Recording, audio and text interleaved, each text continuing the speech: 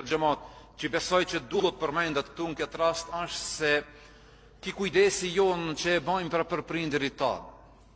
Me thamë një vend, kur ishte me bojnë një qasë se ajo fetfaja e cila po përhapët në shoqërinë tonë, duke dalë nga disa xhallarë jo të përgjithshëm, edhe jo të kujdesshëm në fetfat e tjere se na, apo thonë më drejt gratë tona, nuk e kanë për borxh me i këshirë berrit e vetë.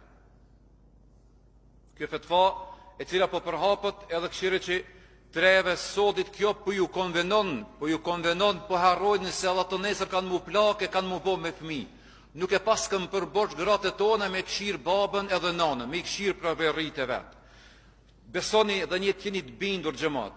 Kjo fetfa e dalur me pak kanar, me pasojat më dhaja, na po i shofim ditët ditës edhe pyetjet na vinë në mënyrë indirekte, e ka për djali i ri vetë kështu, e ka për obligim nëse jemi me këshirë babën edhe nanën e burrit tem. Këto janë fetfaja të rrezikshme në shoqërinë tonë në xhamat. Edhe nëse fol ai shqip, për neve nuk ka vend absolut.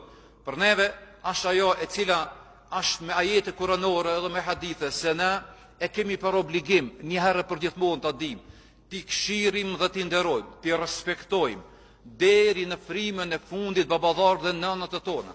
Ka thonë me një hadith pejgamberi jonë alayhi salatu wassalam, ka thonë kush përkujdeset për një të moshuar, kështu ka thonë, kush përkujdeset për një të moshuar, Allahu ka me çu që ata kur të plakët me këshirë dikush tjetër.